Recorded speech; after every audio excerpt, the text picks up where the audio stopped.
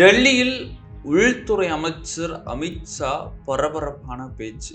இந்துக்கள் இஸ்லாமியர்கள் பிளவுவாதத்தை ஏற்படுத்துகிறாரா?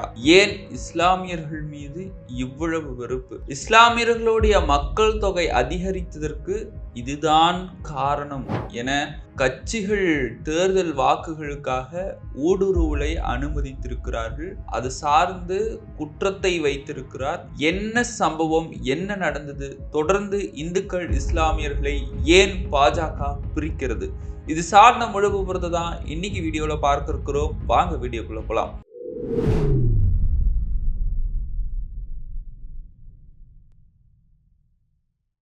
வணக்கம் நண்பர்களே, நான் உங்கள் கோப்பா சேச்சின்னா. இது அரசியல் களம். தொடர்ந்து பேசுவோம், உண்மையை உறக்க சொல்வோம். நம்முடைய சேனலை தொடர்ந்து பார்க்கக்கூடிய நேயர்கள் மறக்காம சப்ஸ்கிரைப் பண்ணிக்கோங்க. உங்களுடைய நண்பர்களுக்கும் ஷேர் பண்ணுங்க. இந்த வீடியோவை ஃபுல்லா பார்த்துட்டு உங்களுடைய கருத்துக்களை மறக்காம கமெண்ட் பாக்ஸ்ல பதிவிட்டுட்டு போங்க. இந்தியாவுடைய உள்துறை அமைச்சர் அமித் ஷா அவர்கள் பரபரப்பான ஒரு பேச்சை பேசி அது இல்லாம கவலை தெரிவித்திருக்கிறார். கவலை தெரிவித்தது மட்டும் இல்லாம இதற்கான ஆதாரங்கள்லாம் இருக்கு. கட்சிகள் தேர்தலுக்காக தான் ஊடுருவலை அனுமதித்திருக்கிறார்கள். இந்துக்களுடைய மக்கள் தொகை படிப்படியாக குறைந்திருக்குது. இஸ்லாமியர்களுடைய மக்கள் தொகை அதிகரித்திருக்கு. அதுக்கு இதுதான் காரணம் அப்படிங்கிற மாதிரி டெல்லியில நடந்த தனியார் நிகழ்வுல, அதுவும் பொதுவெளியில இப்படியாக பேசியிருக்கிறார். இதனை எதிர்த்து இஸ்லாமிய மக்கள் குரல் கொடுக்க தொடங்கி இருக்கிறாங்க. ஏன் இந்தியாவுடைய உள்துறை அமைச்சருக்கு இஸ்லாமியர்கள் மீது இவ்வளவு வெறுப்பு அப்படிங்கிற மாதிரி பல மக்கள் குற்றத்தை முன்வைத்திருக்கிறார்கள். சமூக ஊடகங்கள் வழியாகவும் நேரடியாகவும் குற்றங்கள் வைத்திருக்கிறாங்க. என்ன சம்பவம் அப்படின்னு பார்த்தோமேனால், டெல்லியில் நடந்த ஒரு தனியார் நிகழ்ச்சி. அங்க அமித் ஷா போறாரு. போயிட்டு என்ன சொல்றாரு, இந்தியாவுடைய மக்கள் தொகையில இஸ்லாமியர்கள் அதிகரித்திருக்கிறாங்க.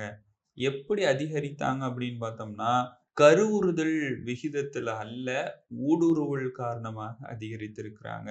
அதாவது இஸ்லாமியர்கள் நிறைய குழந்தைகள் பெத்துக்குவாங்க அப்படின்னு சொல்லுவாங்க. ஆனா அதை ஒரு குற்றமா வைத்து கருவுறுதலே கிடையாது, ஊடுருவல் காரணமாகத்தான் வந்திருக்கிறாங்க அப்படிங்கிற மாதிரியான கருத்துக்களை தெரிவித்து அதற்கு கவலை அடைந்திருக்கிறாராமா. அதாவது இன்னும் அவர் மேலும் ஒரு தனியார் நிகழ்ச்சியில அவர் பேசுகின்ற பொழுது ஒட்டுமொத்தமாக இஸ்லாமியர்களை வெறுக்கும் விதமாக தான் இந்த பேச்சு அமைந்ததாக நம்மளால பார்க்க முடியுது. அதாவது இந்த நாட்டோடைய குடிமக்களுக்கு மட்டும்தான் வாக்குரிமை கொடுக்கணுமே தவிர அந்நிய தேச மக்களுக்கு வாக்குரிமை கொடுக்க கூடாது.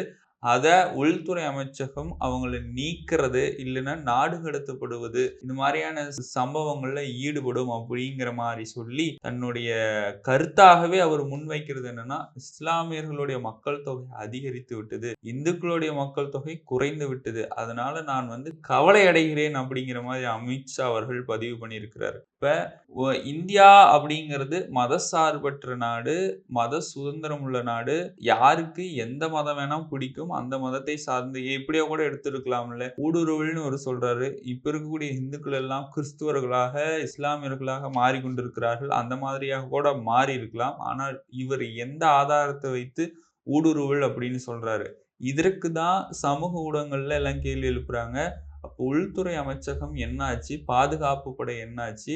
இந்தியாவுடைய ராணுவம் என்னாச்சு? அவங்களையே கொச்சைப்படுத்தும் விதமாக ஊடுருவல்னு சொல்லியிருக்கிறீங்களே. இந்தியா தேசத்துக்காக கண் விழித்து பாடுபட்டு கொண்டிருக்கும் இந்தியாவுடைய இளைஞர்களை நீங்க கொச்சைப்படுத்தும் விதமாக ஊடுருவல் தான் காரணம்னு சொல்லியிருக்கிறீங்கன்னு சமூக ஊடகங்கள்ல இதுக்கு அமித்ஷா அவர்களுக்கு எதிர்குரல் தான் தொடங்கி இருக்கிறது.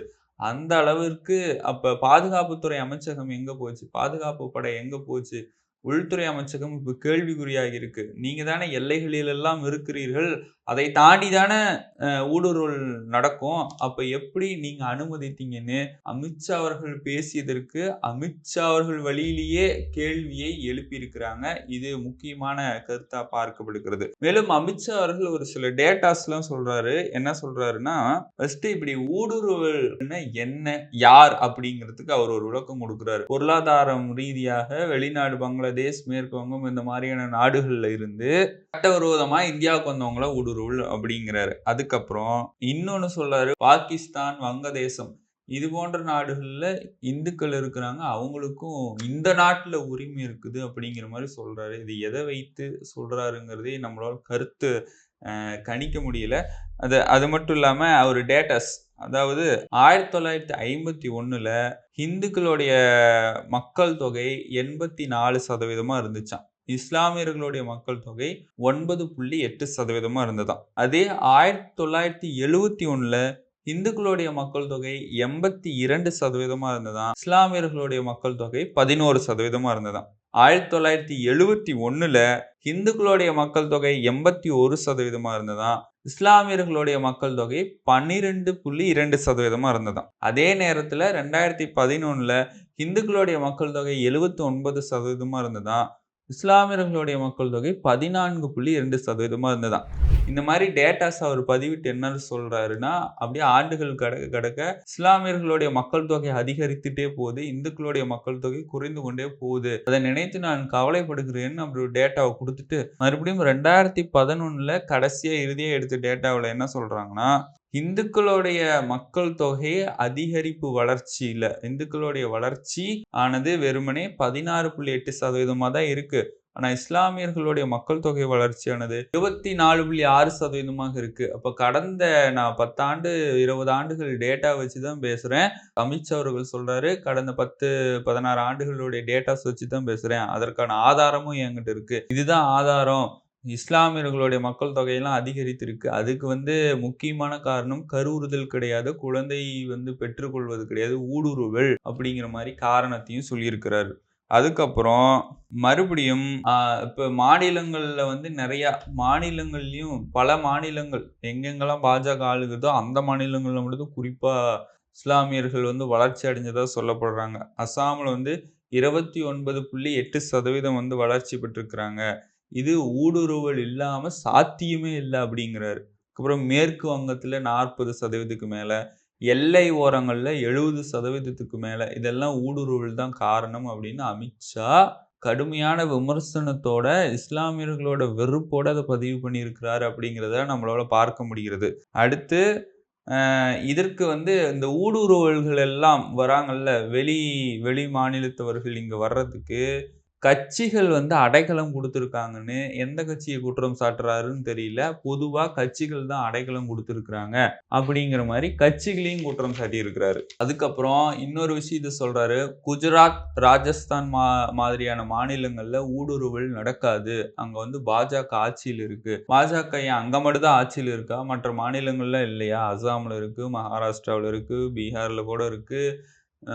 மற்ற லடாக்ல இருக்கு. இந்த மாதிரி பல மாநிலங்கள்ல இருக்காங்க. ஆனா இவங்க சொல்றாங்க குஜராத், ராஜஸ்தான் மாரியான மாநிலங்கள்ல ஊடுருவல் நடக்காது. அங்க இஸ்லாமியர்கள்ல ஊடுருவ மாட்டாங்க. அப்ப இவருடைய ஒட்டுமொத்த பேச்சிலிருந்து மக்கள் புரிந்து கொள்வது என்னன்னா, இஸ்லாமியர்களுடைய மக்கள் தொகை தான் அதிகரித்திருக்கு. இந்துக்கள் அதிகரிக்கல. இந்துக்கள் அதிகரிச்சா தான் இந்தியா இந்துத்துவ நாடு ஆகும்.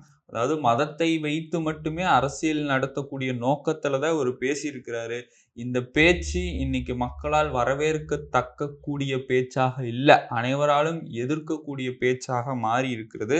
கடைசியா அவரு சொல்றாரு, கடந்த 1951ல 84% இந்துக்கள் இருந்தாங்க. இப்ப கிட்டத்தட்ட பார்த்தா 79% தான் இருக்கிறாங்க அப்படின்னு சொல்லி கவலை தெரிவித்திருக்கிறார். இந்த கவலை அவருக்கு பதட்டமா மாறிடுச்சா? இல்ல ஆர்எஸ்எஸ்க்கும் பாஜகவுக்கும் ஏன் பதட்டமா மாறுது அப்படின்னு பார்த்தோம்னா, இதுக்கு வல்லுனர்கள் சொல்லக்கூடிய தகவலா இருக்கிறது, இப்ப இந்தியாவுல இந்துக்கள் அதிகமானா அவங்கெல்லாம் பாஜகவுக்கு ஓட்டு போடுவாங்க.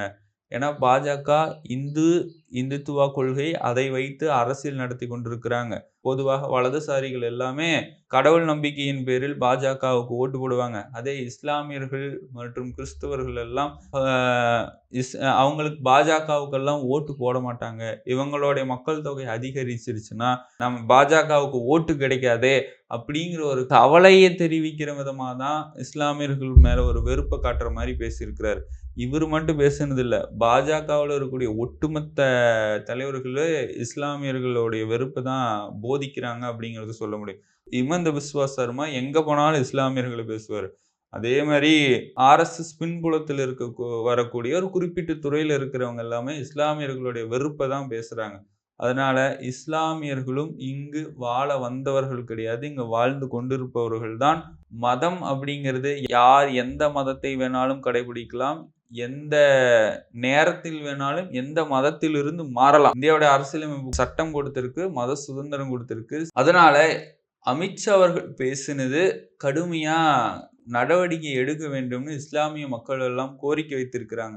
நீங்க அமித்ஷா அவர்கள் பேசினது சரியா? தப்பா? இது போன்று பொதுவெளி நிகழ்ச்சியில இஸ்லாமியர்கள பத்தி பேசலாமா? அப்படிங்கிறத உங்களுடைய கருத்துக்கள மறக்காம கமெண்ட் பாக்ஸ்ல தெரிவிச்சுட்டு போங்க. இந்த வீடியோவ உங்க நண்பர்களுக்கும் ஷேர் பண்ணிருங்க. மீண்டும் ஒரு அரசியல் களத்தில் நான் உங்களை சந்திக்கிறேன். அதுவரையும் உங்களிடமிருந்து விடைபெறுவது நான் உங்கள் சின்னா.